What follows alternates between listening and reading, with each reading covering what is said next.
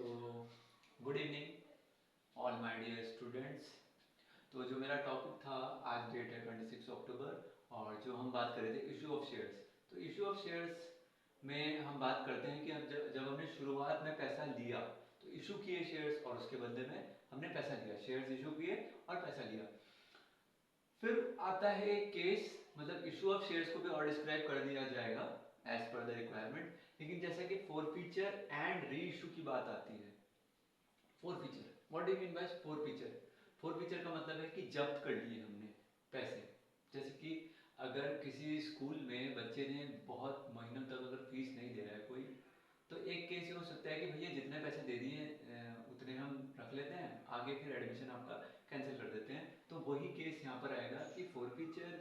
के केस में हम उसके शेयर्स को जो हमने अलॉट किए थे वो हम कैंसिल करने जा रहे हैं। हमने डिसीजन लिया है, बोर्ड ऑफ डायरेक्टर्स ने डिसीजन ले लिया है कि फॉरफीचर अब होने जा रहा है। ठीक है, फॉरफीचर होने जा रहा है मतलब जो पैसा जितना मिल गया है, और जितना नहीं मिला है, क्योंकि फॉरफीचर का केस तभी आता है कि जब पैसा नहीं मिला होता कुछ कॉल्स में, जैसे एप्लीकेशन अलॉटमेंट, फिर फर्स्ट कॉल, सेकंड कॉल। तो अगर पैसा नहीं आया है तो फॉरफीचर का केस बनेगा। तो उसमें क्या होगा कि हमने जो अलॉट किए थे शेयर्स, उस पर अब रिवर्स प्रोसेस चलेगा। रिवर्स प्रोसेस मतलब जैसे हमने पहले क्या किया था, देखो, bank account debit to share capital account, अगर एक ही बार में बिना एप्लीकेशन के सीधे, मतलब जो एक सब डेबिट क्रेडिट करने, मतलब एप्लीकेशंस को भी अगर हम उसको जो महीनों की बात छोड़ दें, केवल एक एंट्री की बात करें कि पैसा आया और हमने शेयर्स इशू करे, तो ये हमने किया, मतलब ओवरऑल। क्योंकि आपको मैं पिछले वीडियो में भी बोल चुका हूँ कि एप्लीकेशन डेबिट और एप्लीकेशन क्रेडिट हुआ तो वो कैंसिल हो गया, उसको हम दो स्टेप्स में कर देते हैं क्योंकि टाइमिंग का अंतर होता है। तो यहाँ पर bank account debit to share capital किया, लेकिन अभी शेयर कैपिटल को हम डेबिट कर रहे हैं। क्रेडिट किया था ना पहले, तो रिवर्स चल रहे हैं। तो लेकिन पूरे के पूरे से, क्योंकि हमने पूरा का पूरा भी यहाँ पे केस नहीं आएगा कि जितनी हमने कॉल्स मांग ली होंगी, जितना हमने उससे मांग लिया है, क्योंकि जितना हम क्रेडिट एक्चुअली कर चुके होंगे जर्नल एंट्री में, वो केस आएगा कि हम क्रेडिट कितना कर चुके हैं उतना हम डेबिट करेंगे जितनी एंट्रीज में। उसके बाद फॉरफीचर, फॉरफीचर का मतलब क्या हुआ कि जितना पैसा हमने रिसीव कर लिया था लेकिन अभी हम वापस नहीं देने वाले हैं, ये हम वापस नहीं दे रहे हैं। तो अगर वापस दे रहे होते तो उसमें टू बैंक हो जाता, जो कि हम स्टार्टिंग में करते हैं एप्लीकेशन के टाइम पे, रिजेक्शन के टाइम पे। लेकिन अभी हम वापस नहीं कर रहे हैं तो ये जब्त हो रहे हैं, लेकिन हम इसको हम पैसे को अभी किसी अकाउंट में डाल रहे हैं, शेयर फॉरफीचर अकाउंट में, जो कि आगे यूज होगा ये पैसा रीइश्यू के लिए, और उसके बाद फिर ये कैपिटल रिजर्व में चला जाएगा अगर उसके बाद भी पैसा बचता है तो। और calls in arrear, calls in arrear क्यों आई? क्योंकि ये नौबत ही तभी आती है फॉरफीचर की, अगर कि कोई किसी ने कुछ कॉल्स के पैसे नहीं दिए हैं और आगे भी हमें कोई लगता नहीं है कोई चांस वो देगा, तो और उसके terms and conditions as per the companies act 2013 के अकॉर्डिंग चलती है। तो कॉल्स इन एरियर्स को हमने, क्योंकि एक्चुअली देखो, अगर पैसा हमें मिल गया है तो हमने एंट्री करी, और जो पैसा नहीं मिला है तो साथ में भी आ सकती है कि bank account debit, calls in arrear account debit, वो भी हम कई बार कॉल्स इन एरियर लिखते हैं, कई बार कॉल्स इन एरियर नहीं लिखते, तो वो ऑलरेडी अपने आप एडजस्ट होता है अकाउंट, क्योंकि इसमें जर्नल एंट्री की बात आती है तो अकाउंट्स की भी बात आती है। मैं अपने पिछले वीडियो में बोल चुका हूँ कि अगर हम जर्नल एंट्री पे फोकस कर रहे हैं तो लेजर पे भी फोकस करना बहुत जरूरी है। तो हम क्या करेंगे, मतलब रिवर्स प्रोसेस चल रहा है तो 20,000। और एक चीज और कि यहाँ पर क्वेश्चन कुछ नहीं लिखा है, लेकिन हम नरेशन से पता लगा सकते हैं कि नरेशन का मतलब ये होता है कि क्योंकि ये रियल लाइफ में, अगर प्रैक्टिकल लाइफ की बात करते हैं तो वहां पर क्वेश्चन नहीं लिखा होगा, क्वेश्चन थोड़ी है, वो तो रियल लाइफ की बात है कि एक तरह से कहानी है कि क्या क्या हुआ क्या नहीं हुआ, फिर हम किस तरह से चल रहे हैं। तो 2000 शेयर्स इसमें लिखा है नरेशन में कि 2000 और बीइंग वर्ड यूज कर लेंगे कि मतलब as per the grammar. 2000 shares forfeited on non payment of rupees 6000, कि हमने 2000 shares हैं, पैसे नहीं है, 2000 shares है, forfeit हमने जब्त कर लिए for non payment of rupees 6000, 6000 जो किसी शेयर होल्डर ने नहीं दिए, 6000 रुपए नहीं दिए, पेमेंट ऑफ 6000 रुपए नहीं है ये, इसमें अभी नंबर ऑफ शेयर्स की बात नहीं हुई है, जब पेमेंट की बात हो रही है तो जितने पैसे नहीं आए मतलब वो कॉल्स इन एरियर है, मतलब हम वो हमारा एक एसेट है था कि हमने, लेकिन ये कॉल्स इन एरियर एक्चुअली एक तरह से एसेट है कि हमने, चलो भाई कभी ना कभी मिलेगा, लेकिन वो शेयर कैपिटल में दिखाया जाता है कॉल्स इन एरियर को। ठीक है, और जो कॉल्स इन एडवांस होती है उसको हम कहाँ दिखाते हैं, वो हमारी लायबिलिटी होती है, करंट लायबिलिटी, क्योंकि हमें मिल तो गया एडवांस में लेकिन हमें कभी भी देने वापस हो सकते हैं। तो यहाँ पे कॉल्स इन एरियर हो गया, 6000 इसलिए लिखा गया क्योंकि ये मिले, हमें नहीं मिलने वाले, तो ये हमने कभी डेबिट किया था उम्मीद के साथ, जैसे, ठीक है। तो जैसे कि इनकम जो हमें रिसीव होनी है वो नहीं हुई है, तो इसलिए हमने उसको डेबिट किया था, क्रेडिट कर देंगे, ये हो गया। फिर ये पैसे हमें जितने मिल गए थे, ये वो वाला है जितना पैसा आ गया होगा। अब इसमें प्रो राटा के केस में जब बड़ा क्वेश्चन आएगा तो बहुत सारी बात आएगी कि ये इसको कैलकुलेट करना है। ये तो सिंपल हमने अभी मतलब एक छोटा क्वेश्चन है, ये क्वेश्चन नंबर 19 किसी बुक का है, लेकिन इसमें कहानी ये है कि क्योंकि सीधे फॉरफीचर समझाया गया है कि फॉरफीचर है क्या एक्चुअली। तो शेयर फॉरफिटेड अकाउंट कितने पैसे हम जब्त कर रहे हैं, तो हमारे पास 20,000 भाई आने थे और इसमें ₹10 ईच रहा होगा, तभी तो 20,000 बना कि 2,000 इंटू 10 रुपए हमने मांगे होंगे, ठीक है। तो 2000 यहाँ पे, इसलिए 2000 इंटू 20,000 यहाँ पर आ गया, और जो नहीं मिले वो यहाँ गए, और जो मिल गए लेकिन अब हम देने वाले नहीं है क्योंकि वो हमें आगे की कॉल्स नहीं पे कर रहा है, तो हम फिर वहाँ पे बात खत्म हो गई, हमने पैसे रख लिए, आगे के शेयर्स हमने अलॉटमेंट जो था वो कैंसिल हो गया, ठीक है। अब कहानी क्या होती है, ठीक है, जैसे कि स्कूल में होता है भाई, एक बच्चा चला गया, अब हमने उसको फीस नहीं दे रहा था तो हमने कैंसिल कर दिया उसका जो एडमिशन था, मतलब जो उसका एनरोलमेंट था। लेकिन अब क्या होगा, तो हमें सीट तो खाली है ना,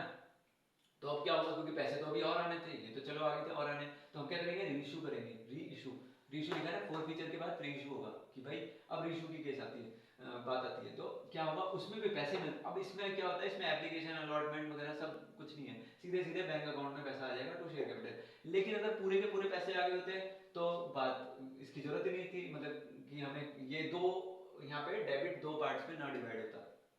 हुआ क्या है कि 50 फॉरफिटेड शेयर्स, जो 2000 में से 50 फॉरफिटेड शेयर्स रीइशूड फॉर ₹9 पर शेयर फुली पेड, तो 9 रुपए का वो रीइशू हुआ है, तो 9 रुपए का हुआ मतलब 10 रुपए की चीज थी और हमने 9 रुपए में दे दी तो हमें नुकसान हो गया, तो वो एक्चुअली डिस्काउंट आता कि हमने डिस्काउंट दे दिया। लेकिन यहाँ पे डिस्काउंट का केस नहीं आएगा क्योंकि ऑलरेडी ये उसी फॉरफिटेड शेयर्स की बात है जो कि हमने, जिसका पैसा हमारे पास है ऑलरेडी, तो डिस्काउंट अलग से हमारा नुकसान नहीं हुआ, खर्चा नहीं हुआ। नॉमिनल अकाउंट का rule, debit all expenses and losses, तो ये जो लॉस नहीं हुआ है तो उसको हम कहां से भरपाई करेंगे, मतलब एक्चुअल में लॉस नहीं हुआ है वो हम, क्योंकि हमारे पास जो 50 रुपए का लॉस हुआ है, 50 रुपए का कैसे, अभी मैंने यहाँ पे कैलकुलेट करके, अगर आपको वीडियो में दिख पा रहा हूँ मतलब स्क्रीन पर, कि 50 इंटू 10, क्योंकि 50 शेयर हैं जिसको हमने रीइशू किया है, तो 10 रुपए के हिसाब से आ रहे हैं यहाँ पे ₹10, कहीं पर उसमें लिखा नहीं है नरेशन में, एक्चुअली वो ईच शेयर की वैल्यू ₹10 है, ठीक है, 10 ईच। अच्छा सुनिए, तो ठीक है, 50 इंटू 10 500 रुपए आने थे, लेकिन हम 9 रुपए ले रहे हैं, तो